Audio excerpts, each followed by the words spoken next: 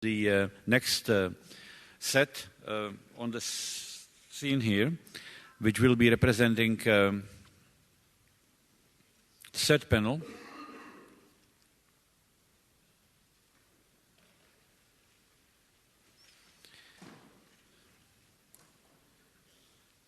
And that will be including country of South Africa, Gansen Pillai, Malaysia, Ahmad Ibrahim is coming up now, Pakistan, Professor Adil Najam, United States represented by one of the former directors, Roger Levin, and Sweden, Semida Silveira.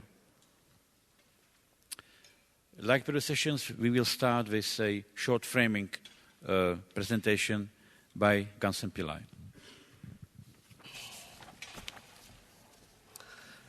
Distinguished guests, that includes all of you. It's one way to break protocol.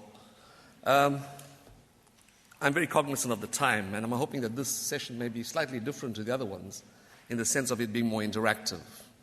So I'll try and use the triple B principle: be brief, be brilliant, and be gone. And hopefully we can get through that. I want to congratulate IIASA and thank them for the privilege of having this session. More importantly, I think you would have seen that there's been a phenomenal increase in the membership of IIASA, especially from developing countries. This is not accidental. The reason for the increase is a recognition of the value of the work done by IIASA, especially in the area of global modeling and integrated assessments. When one looks at the work done by IIASA and broadening this awareness of the work done by IIASA, it is unarguable that the research of IIASA is woven into the fabric of all research areas across the research spectrum. When we look at ourselves as a collective in terms of NMOs, it is this collective interdependence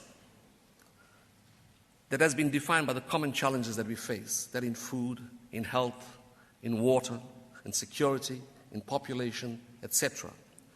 And therefore, by NMOs countries coming together, we present an opportunity to all of ourselves to be able to present our countries as laboratories where research is done, with different nuances and different challenges, but it is this interconnectedness of what we want to do in understanding our systems better that gives us this richness of diversity that actually takes the research from good to great. The other important part is that as a collective, we are able to achieve more because of the variety of skills that we bring in. If I reflect on South Africa, we are a fairly recent member of IIASA, but there's some big ticket items that are happening in South Africa. More recently, you may or may not be aware that South Africa, jointly with Australia and New Zealand, got 2/3 of the Square Kilometre Array. The Square Kilometre Array would be the world's largest radio telescope that will allow us an understanding of dark energy and dark matter. We will be able to go to boundaries where we've not been before because of this big science. But what that big science demands, and South Africa recognizes, is that you need analytical systems. You need data assessments. So the big ticket item really is big data. Not just big data by itself, but data analytics as the key to understanding systems, but also about making informed decisions regarding the future. I am focusing on two things, and the one part was broadening awareness in terms of what countries need, and I'll frame a question more appropriately for that. The second part, which is very close to my heart, is capacity building.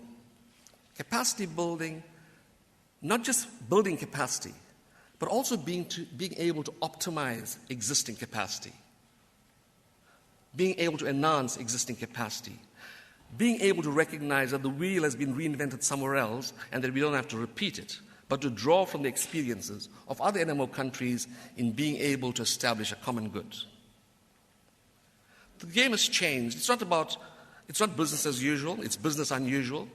It's not about doing different things, it's about doing things differently.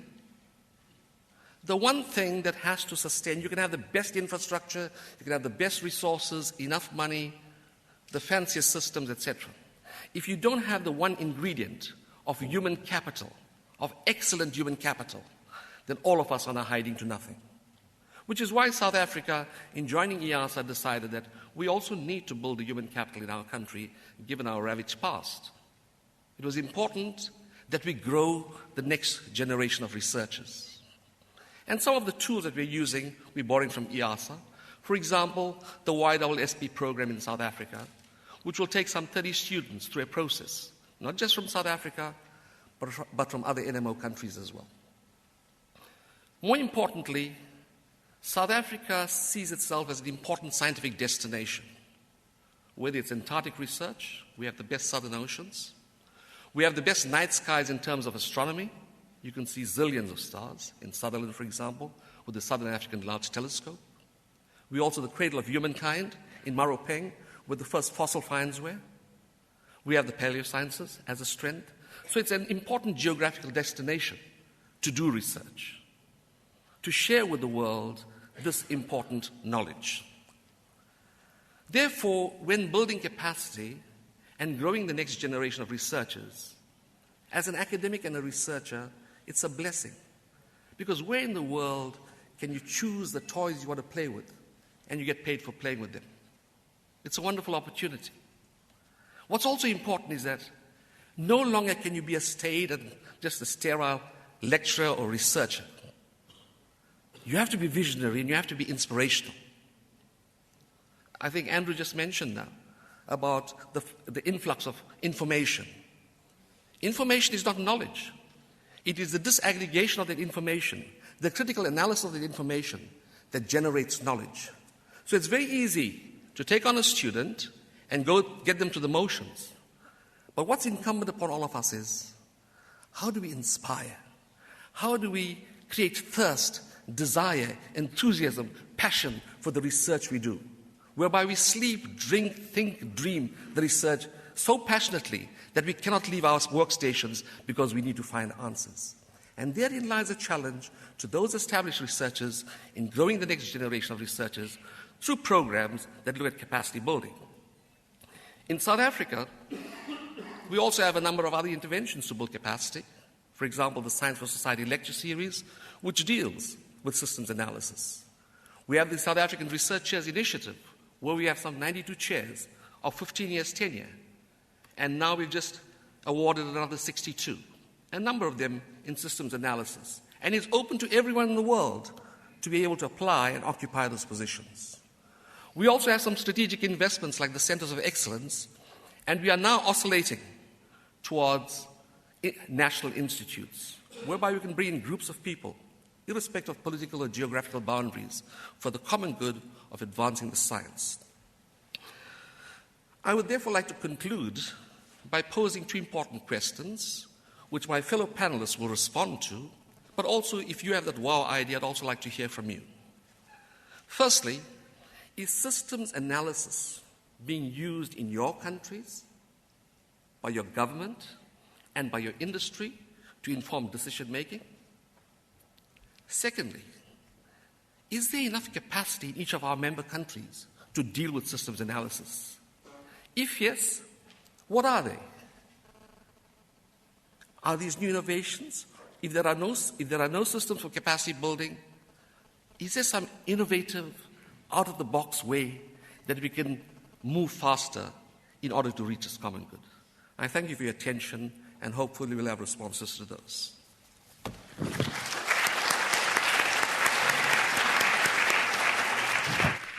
Thank you, Gansen, and also thank you for these two questions, which I would like now to ask other panelists to respond. Maybe Professor Adil from Pakistan. Briefly, yeah. Thank you very much, Kansan. Thank you very much, Pavel. While this opens up, let me also wish all my Muslim friends in the room Eid Mubarak. When I realized it was a holiday today, I thought it was because today is Eid. Eid is the Muslim equivalent of Christmas. Today is Eid in Europe and North America, so Eid Mubarak to you. Luckily, I am from Pakistan. Because of the quirks of the lunar month, our Eid is tomorrow, so I'll be able to travel and be with my family for. Sometimes it's good to be behind times. I want to take just a minute to answer Gansen's question, but I want to do with a picture that defines all of us. I realized I have never given a presentation probably in the last 20 years without this picture. This picture is on your program. This is the picture that defines this room. And I want you to see this picture in a different view. I think we should always, I've always wondered what the point of sending man to the moon was and whether it was cost efficient or not. But simply getting this picture was probably worth it because it changed our attitude towards the planet. And in some ways, I think that's what IIASA has been doing for 40 years. Interpret this picture for the world. And I think this picture needs interpretation for the next 40 years too. And some of the things are good in this picture, some of them are not. One of the bad things about the picture is you don't see people. And because of that, I think, for many, many people, we've just taken people out. Amongst the good things is you don't see the boundaries. And so we can get out of our NMO roles and actually think as global citizens. Another important thing about the picture always is, both good and bad, that the picture is so beautiful that it makes us think like we have to save the world, which is good, but it also makes us arrogant, as if the world won't be there without us. I've always thought, the world is going to do fine whether we are here or not. The question is not about the world, the question is about us. But the point I want to make about the picture is one that was made after my presentation on the first day in the plenary, which is that it's a blue planet. And so when I think of capacity, guys, when I think of knowledge, I think the big thing coming, and the big thing that's already there, is the blue. And we need to start to understand the blue. We've been green, and we need to remain green. But we need to add blue to that. And the point of the blue is very interesting. Words like pictures are very powerful. And we've had some terrible words. The ozone hole.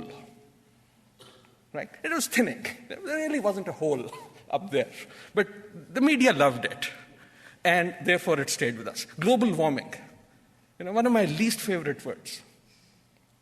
Climate change, I understand.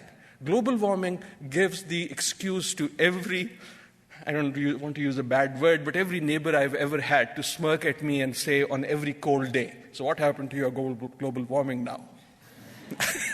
Right? But words and pictures have meaning. And this, I think, is one of the big things that institutions like IIASA and others should think you. Let me give you a slightly different version of that same picture. I've been taught from the day I was born, 3/4 of the earth is covered with water. And therefore, the image is there is so much water. That little dot there represents all the liquid water in the world. So we think of our planet as a blue planet. Actually, it's a very thin veneer. All the liquid water in the world put together is that little drop out there. And that has to be recycled again and again for a planet that is growing. And that is why I think the challenge of thinking global has to become very, very wet. Let me argue this in terms of capacity.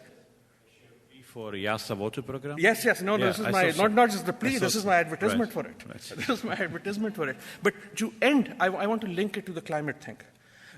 Climate has really, we've been focused on one part of the periodic table. And the periodic table was C, carbon. Right? Because climate management was carbon management because in a mitigation world makes full sense. That's where energy came from. As soon as you live in an adaptation world, I'm arguing we have to become much, much more wet. Think of the impacts of climate. It's water disappearing, drought. It's water melting, glaciers. It's water rising, sea level rise. It's water falling from the sky like no one's business. Extreme events. So the climate is about to get very, very wet. I've spoken too much, so I won't go into this. But I do want to make this plea that if we're going to do capacity, and I'll end with this, Pavel, if we want to do capacity, I think we should learn from how IIASA has done it for most of its life, and we should keep doing that. Most of the world does capacity by saying, I know something, you don't, I will transmit that to you. I think the IIASA model of doing capacity is, we have a problem that neither of us fully knows how to do. Let's get together and do it together, and in that form, the capacity comes. That's what the GEA was, and I hope that's what the water thing too will be. Thank you very much. Thank you very much. And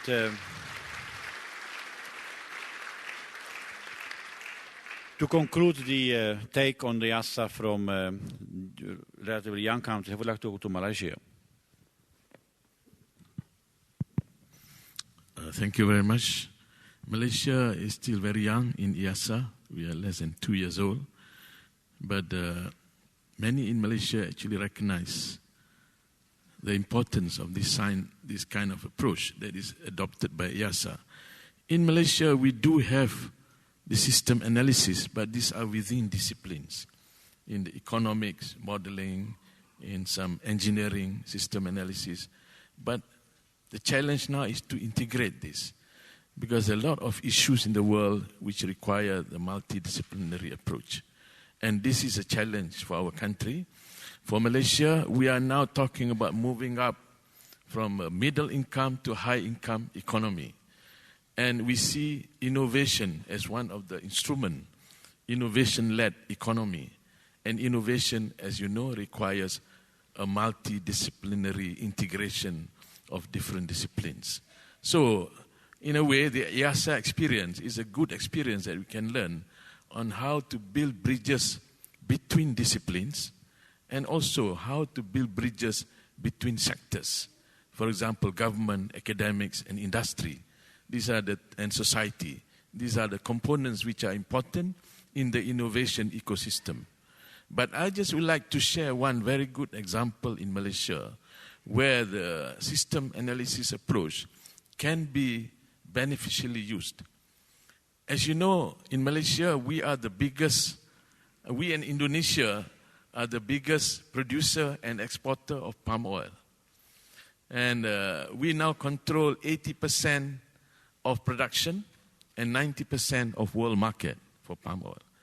But palm oil presents other challenges on deforestation, and palm oil presents other challenges on energy, opportunities on energy, because palm oil produces 90% of the biomass from palm oil is still unutilized. And this is a biomass which I think has got economic implications, energy implications, and palm oil as a tree is also a big guzzler of water. So it is this kind of interaction among the water, food, energy, and economic sort of integration, which I think we can apply the IIASA approach in system analysis for both Malaysia and Indonesia. And I think also we have some similarities with Brazil, for example, on the land use change. So I am very excited with the prospect of Malaysia gaining from our membership of IIASA, and I hope to actually get more and more involved from our Academy of Science as well as other entities in Malaysia with IIASA. Thank you.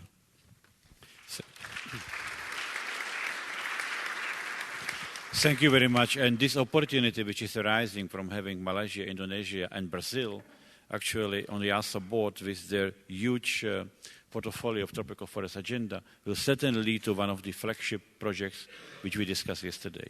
Now, is Sweden still happy with IIASA? Thank you. Sweden has been a very faithful member of IIASA, a founder.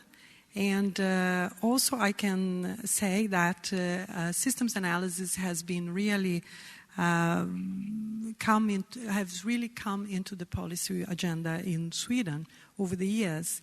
And a lot of what we heard yesterday about going from science to policy, I would say, is actually happening in Sweden. And I'd like to give you a few examples. In fact, in the energy field, already in 1975, Sweden created a program for financing energy systems research. And so we, in 3 years, will also be having a jubilee of 40 years. So in the energy field, in recent work in this area involves the development of scenarios for actually making sure Sweden will become emissions-free country by 2050, and these scenarios being done at various levels in the society, and also looking at the implications for different sectors in the industry. In climate, of course, we have a long tradition going back to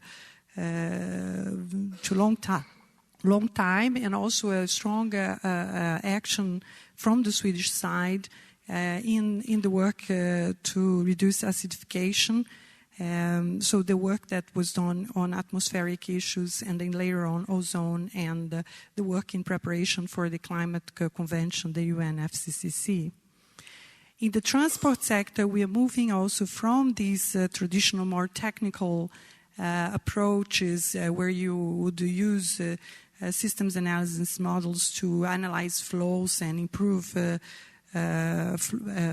transport flows in the cities, but also into an area which is much more strategic, when there is a lot of real-time data, an extremely amount of real-time data, and how you can actually strategically use that to actually make the cities more livable and more to improve the welfare. And further, Sweden is a fantastic place for actually systems analysis studies, because there is so much data. And this makes Sweden an interesting lab, not least, for example, in the population studies, where there is so very detailed data for analysis of migration movements and different types of interesting analysis. In systems ecology, of course, we have heard Rockström, and we have the work of Carl Folk in the Resilience Center, which has had international prominence. I'd like to give 2 examples which are perhaps less talked about, have been less mentioned. Of course, we have talked about systems analysis in business, but I would say that this is really coming into practice in different ways. For example, in the analysis of life cycles in products, but then also from products to new strategies in global industries. And we have in my institute actually. KTH, we are starting very strategic work with global companies such as Scania and Saab. We are also working through the Energy at the EU level, where KTH is a hub, and working with the formation of an agency to support business and policy making in actually connecting different systems. And I think we were moving into a time when we have to start also talking about systems of systems. And this I have not heard very much here, but maybe next time is a topic for next time. And another interesting application that I think has not been mentioned so much, although we have talked a lot about the participatory issues and the need to make the linkages to the general public and to communities. The work that has been done in many municipalities in Sweden, where we can see that the trickle down from using policy analysis in science, or maybe at national level, but going to the local level, where actually the systems analysis, the models are used to increase participation. And there you may need some kind of compromise in the modeling exercise itself, which has happened, to actually enhance the transparency. For participatory purposes, the transparency is essential. So I will have to close because I was asked to be brief, but I would say that capacity building needs to be seen in terms of the capacity building of both individuals to receive, to perform and to receive when we talk about participatory approach, but also at the institutional level. And here the NMOs can be actually used to spread, to build the institutional capacity. Our NMO, I have been in the Swedish NMO now for many years, and we have, in the restructuring, we have the representation of different government agencies and different academic groups, and this actually is a very good way of making sure that the resources that come through collaboration with IIASA and through the building capacities inside these institutions actually become something that brings welfare to the broad public. Finally, I would like to say that Sweden sees very positively the broadening of the membership at IIASA, where developing issues will become more important and the links with social science also strengthen. Thank you. Thank you very much. Roger, would you provide us from your perspective, not only as IIASA director, but also as a D system analyst, one of the founders, with some concluding remarks? The idea of developing capacity in systems analysis has been a part of the IIASA concept from before IIASA was created. I can speak with a certain amount of authority on this subject because this year I celebrated my 45th anniversary of association with the idea of IIASA. In 1967, President Lyndon Johnson's staff, most notably MacGeorge Bundy, originated the idea of building an institute to work on the common problems of the industrialized world as a way of building bridges between East and West. But what the concept of that institute would be was unclear. They asked the RAND Corporation to develop an idea paper on what that institute could be. At that time, I was at RAND as the head of one of the System Sciences Department, and we had a session at RAND in which we developed a series of ideas, and I was the author of a paper which spelled out the notion of creating an institute based on systems analysis. And the reason is that RAND was the place where systems analysis, in the sense we're using it here, developed first in the late 40s within the context of military policy discussions. So the paper that was produced by RAND in 1967 became the basis for the negotiations that then followed.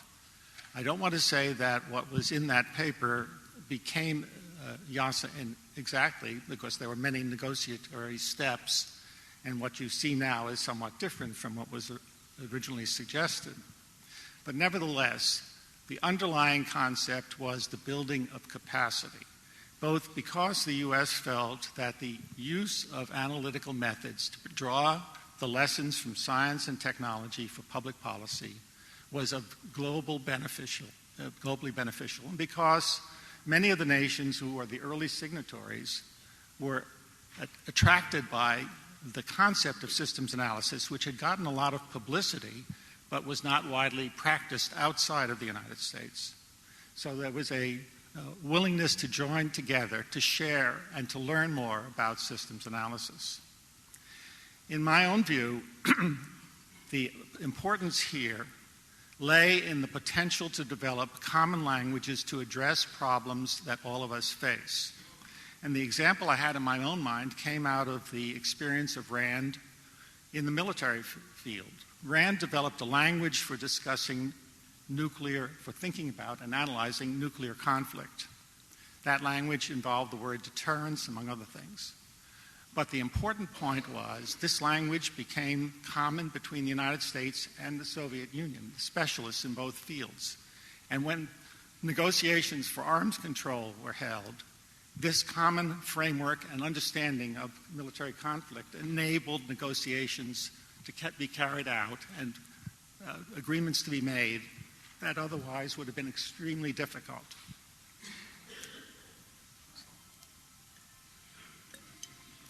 So my hope has been that IIASA would be the place to create common languages and common frameworks and to spread these among scientists and scientific organizations around the world, and to give that some body, some flavor, some specifics. I had an image in my mind of negotiation tables in the future with the diplomats sitting around the table, and behind them the technical specialists on that subject, let's say water. And in my ideal, the technical specialists would all have passed through IIASA or IIASA-related organization and would share a language that could be used to help the negotiators to reach common agreement.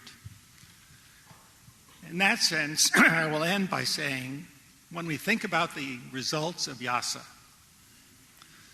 we should think of its alumni, and not least the members of the YSSP, which I'm very proud to have created, but also its normal alumni who've come in other mechanisms. These are the people who are spreading the understanding of the common problems we all share, and who have already demonstrated their ability to rise to positions of importance in their countries. And now, if we can be sure that they will have, and we can be sure, that they will have brought with them an understanding of problems that's different from what they might have had otherwise, and a shared understanding that will help to create a peaceful world and a solution of global problems.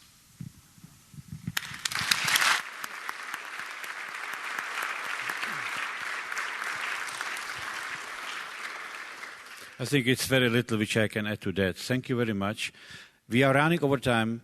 However, we have some overrun time during the lunch. It's 2 hours. So we will go for the last panel, which will take 20 minutes, and then we will announce to you how we adjust the start time of the session. You will still have a coffee break, how it's promised in the book. Thank you.